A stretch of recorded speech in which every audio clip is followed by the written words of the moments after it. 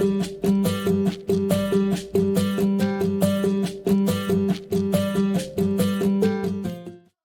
Assalamualaikum warahmatullahi wabarakatuh.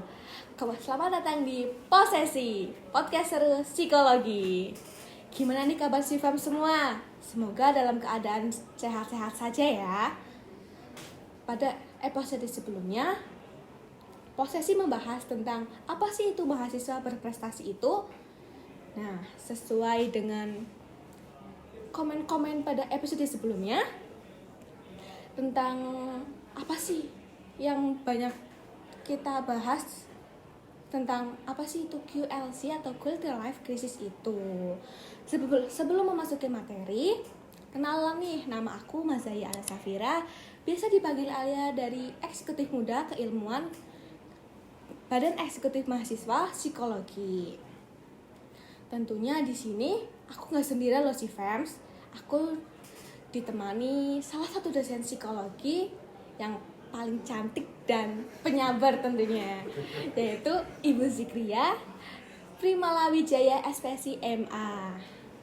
Halo, apa kabar Ibu? Alhamdulillah baik, terima kasih Alia sudah disambut gitu ya. Dan ya katanya apa tadi? Sabar dan cantik. Enggak ya, bohong itu, lagi bohong. Aslinya enggak. Boleh nanya nggak nih? Boleh, silakan. Kesibukan Ibu akhir-akhir ini tuh apa aja sih Bu? Boleh ceritain nih.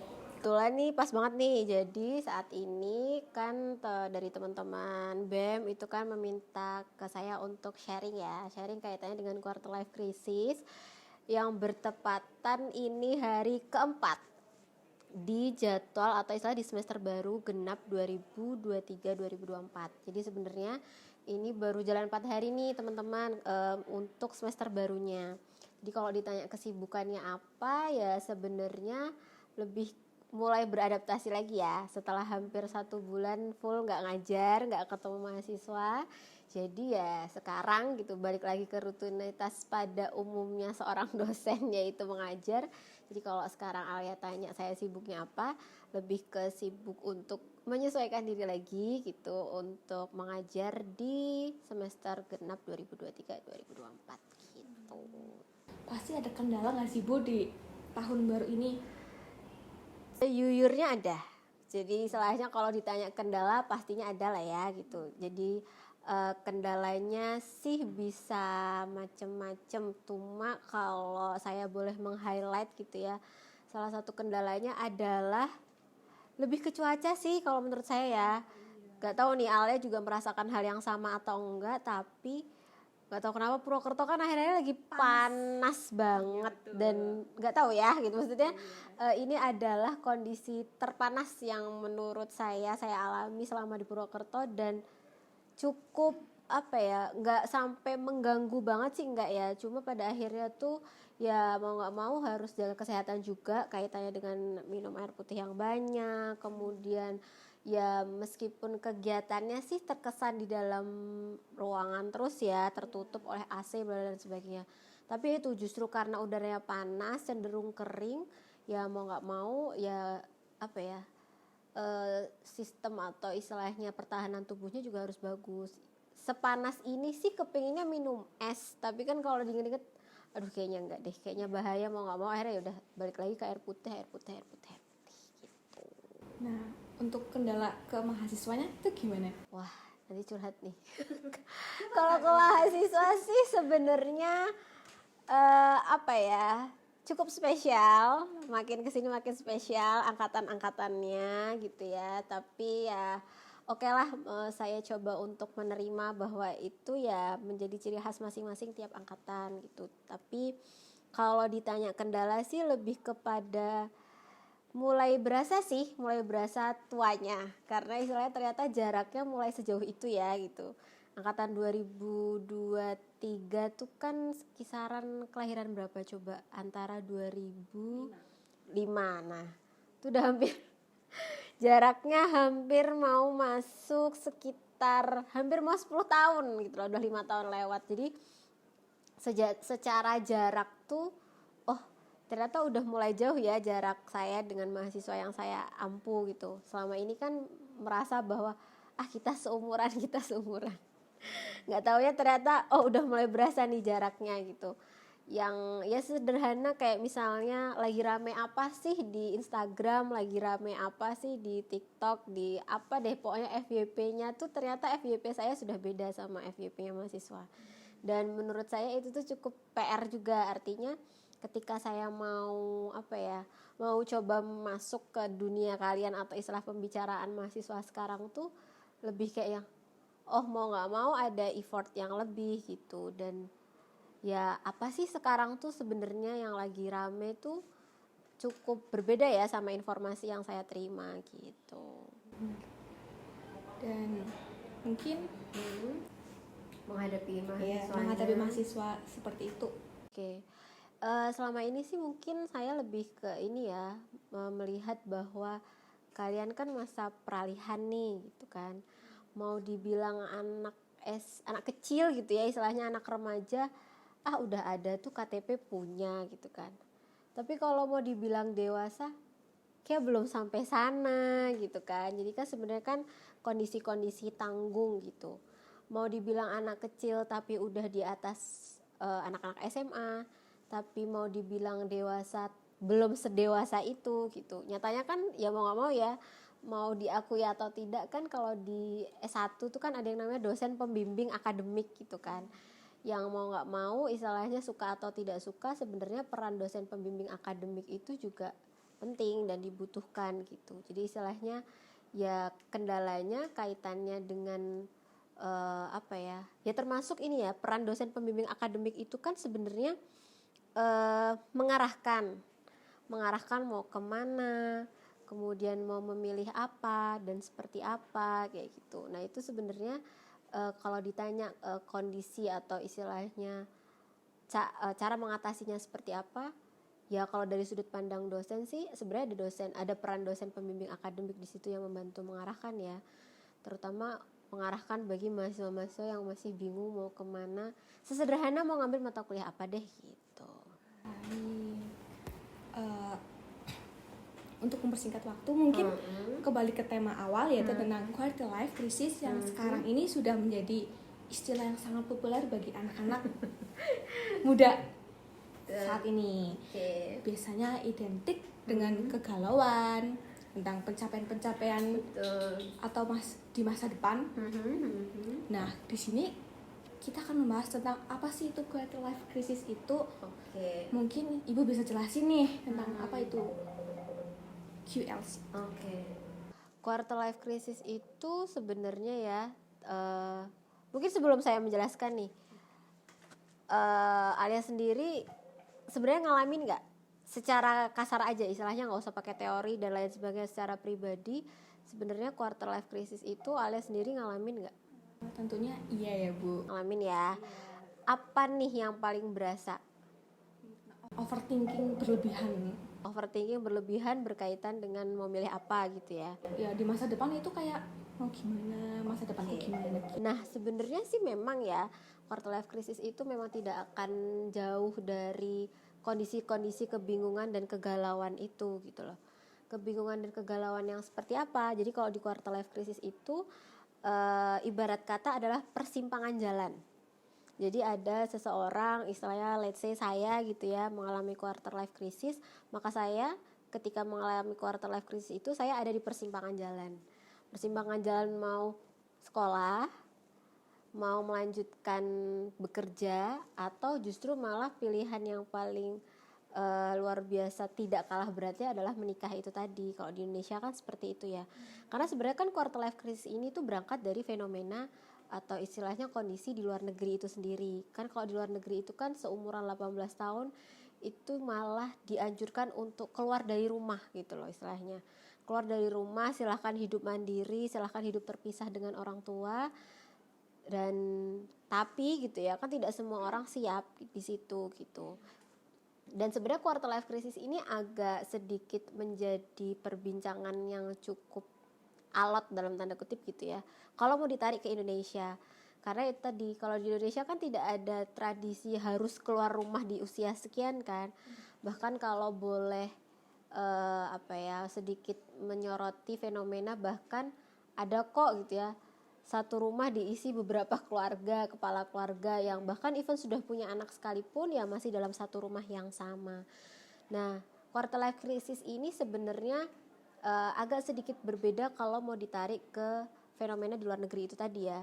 Kalau di luar negeri itu ada tuntutan umur 18 tahun harus keluar dari rumah, sementara kan itu tidak menjadi kebudayaan di Indonesia itu sendiri. Tapi kesamaannya yaitu tadi kebingungan di persimpangan jalan, mau melanjutkan apa nih gitu, melanjutkan sekolah, mau melanjutkan ke bekerja atau mengambil keputusan yang lebih besar yaitu menikah. Nah,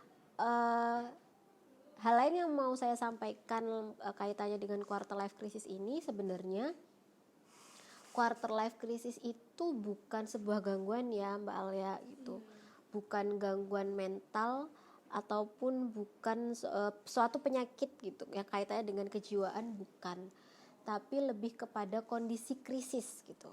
Kalau teman-teman psikologi belajar masih ingat bahwa psikologi perkembangan itu maka ada step-stepnya gitu, dan setiap step-step perkembangan itu sebenarnya ada kondisi krisisnya masing-masing.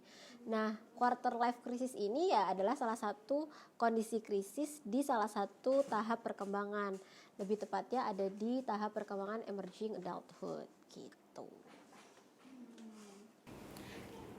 Gejala dari quarter life crisis itu seperti apa aja ya Bu? Boleh nih. Kalau Mbak Alia tanya kaitannya dengan gejalanya apa aja, sebenarnya sih salah satu tadi udah disebutin sama Mbak Alia. Ada yang namanya overthinking itu tadi. Ya, kecemasan jelas itu pasti cemas karena apakah keputusan yang aku ambil itu udah pas atau belum, udah tepat atau belum.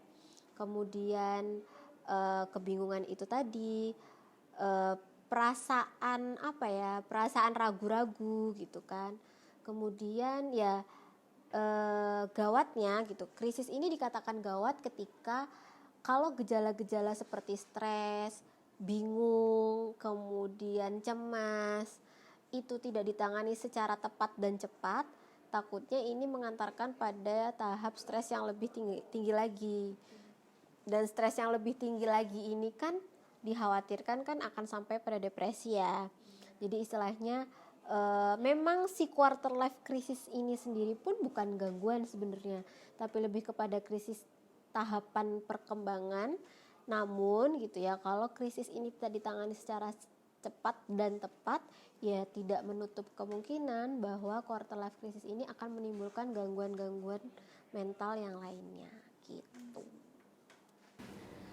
Untuk tips and triknya gitu?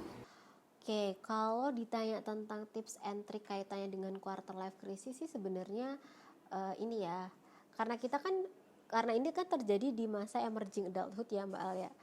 Itu tuh peralihan antara itu tadi fase-fase tanggung, dibilang remaja terlalu besar gitu ya, baik secara postur tubuh maupun usia, tapi kalau mau dibilang dewasa, kayaknya tidak sedewasa itu gitu ya. Pada akhirnya kalau mau ditanya tips and triknya apa, ya banyak-banyaklah berdiskusi. Artinya kan salah satu ciri yang tadi sempat saya sebutkan kaitannya dengan quarter life crisis itu kan kebingungan ya. Bingung itu kan sebenarnya bisa dimaknai dari keterbatasan informasi. Nah, supaya nggak bingung, ya bank informasinya coba dipenuhi. Dengan cara apa? Berdiskusi. Berdiskusinya dengan siapa? Berdiskusinya kalau bisa dengan yang sama-sama bingung. Tapi berdiskusi dengan orang-orang yang bisa dibilang mungkin usianya di atas kita, atau yang sudah memang kita anggap kayaknya mbak ini, mas ini sudah melewati fase krisis quarter life gitu. Jadi diskusinya jangan sama sesama orang-orang, sesama yang mengalami quarter life crisis, mentok tuh akan muter di situ-situ aja gitu. Tapi sarannya adalah berdiskusi dengan orang yang lebih berpengalaman, yang kita anggap bisa nih dijadikan teman diskusi yang bisa berbagi pengalaman dari berbagai sudut pandang gitu. Jadi istilahnya itu salah satunya. Dan yang kedua, kalau memang sudah mau memutuskan untuk berdiskusi, artinya kita juga seharusnya sudah siap untuk terbuka dengan segala masukan dan sudut pandang yang baru gitu. Nah, untuk kayak kita percaya ke orang yang kita ceritain itu gimana sih Bu? Nah, itu dia. pastinya kan butuh rasa kepercayaan yang tidak sedikit untuk memulai berdiskusi atau bertanya atau sekedar sharing pengalaman dengan orang yang baru dalam tanda kutip seperti itu. Tapi sebenarnya itu tuh bisa dimulai dari circle terdekat kita aja gitu. Jangan berdiskusi, atau istilahnya saran saya sih jangan langsung berdiskusi dengan orang yang betul-betul asing. Istilahnya stranger yang ada di Instagram yang kita anggap bisa jadi role model, terus kita so asik untuk PDKT ngajak diskusi, aku lagi quarter life crisis, enggak. Tapi bisa dimanfaatkan dari lingkungan sekitar kita gitu kan. Bisa dari kakak tingkat gitu, kakak tingkat yang ya mungkin boleh deh dia satu letting di atas kita gitu. Atau ya kan biasanya kalau kampus kan juga menyediakan sharing alumni. Nah, alumni-alumni yang mungkin sudah bekerja, alumni-alumni yang mungkin sudah memutuskan untuk melanjutkan pendidikan, bahkan juga ada yang menikah, ya boleh loh mereka diundang ke kampus gitu kan untuk berbagi pengalaman ya menghadapi betapa ternyata gitu ya episode kuliah ini tuh tidak hanya berhenti pada skripsi, atau episode sekolah itu tidak hanya berhenti pada lulusan SMA aja, tapi ya masih berlanjut episode-episode yang lain gitu. Nah, jadi untuk memulai bercerita dan membutuhkan kepercayaan itu ya jangan diambil dari orang yang benar-benar asing buat kita gitu, tapi bisa dimulai dari circle terdekat di sekitar kita gitu. Kalau kayak gitu kayaknya ada dampaknya nggak sih Bu kalau terlalu kita memikirkan tentang masa depan gitu? Sebenarnya balik ke premis awal, artinya agama kita pun sendiri mengatakan bahwa segala sesuatu yang berlebihan jelas nggak bagus gitu. Jadi memikirkan masa depan itu tetap harus dipikirin masa depan tuh, tapi ada yang lebih penting lagi dari hanya sekedar memikirkan itu tadi ya Mbak Alia gitu. Ya habis berpikir terus apa gitu. Jangan terus hanya sekedar berpikir tapi terus ya udah diem aja di atas kasur nggak kemana-mana gitu. Berpikir itu memang harus, tapi ditindaklanjuti atau diikuti dengan take actionnya apa. Jadi istilahnya jangan hanya sekedar, kalau kata orang sekarang tuh jangan banyak ngomong doang gitu, tapi ya eksekusinya, realisasinya seperti apa gitu. Jadi bukan berarti biar terhindar dari krisis quarter life habis itu tidak memikirkan masa depan, bukan gitu, tapi masa depan tetap harus dipikirkan. Cuma langkah selanjutnya yang tidak kalah penting adalah ya bagaimana cara menguraikan kebingungan itu, bagaimana cara menguraikan apa sih yang dipikir yang ada di kepala, silahkan direalisasikan, silahkan diwujudkan, silahkan untuk dilakukan gitu. Untuk pesan-pesan nih untuk penonton atau mahasiswa psikologi ini, apa aja nih Bu bisa disampaikan dengan quarter life crisis? Betul, ya. Kalau pesan apa ya? Ya itu tadi sih, mungkin nyambung ke tips and triknya ya. Jadi teman-teman yang di luar sana yang masih bingung nih habis kuliah S1 mau apa, mau kemana dan bagaimana, ya boleh dipikirkan mulai dari sekarang, tapi jangan terjebak atau terkungkung dari rasa bingung itu gitu. Cobalah untuk meminta bantuan keluar dengan cara berdiskusi. Saya yakin di antara 3 pilihan yang ada, di antara 3 persimpangan jalan yang ada, sebenarnya teman-teman sudah mulai condong ke satu persimpangan istilahnya gitu. Tinggal nanti coba memantapkannya dengan berdiskusi. Jangan menutup diri dan jangan merasa bahwa gue yang paling tahu atau aku yang paling bisa. Enggak, tapi gitu ya, izinkan diri sendiri untuk menerima informasi lebih banyak lagi, supaya informasi ini bisa dijadikan acuan dalam menentukan simpangan jalan mana ya yang mau aku ambil gitu ya. Habis lulus mau sekolah lagi, atau mau langsung kerja, atau bahkan mungkin menikah gitu. Nah, teman-teman, dari perbincangan kami dari tadi berarti quality life itu seperti itu ya, dan tips and triknya juga seperti yang Ibu sudah jelaskan. Baik. Oke, terima kasih Sifem yang sudah mendengarkan podcast ini sampai akhir. Semoga bermanfaat ya bagi kita semua. Sampai jumpa di podcast selanjutnya. Jangan lupa untuk tetap sehat jasmani maupun rohani. Terima kasih. Assalamualaikum warahmatullahi wabarakatuh.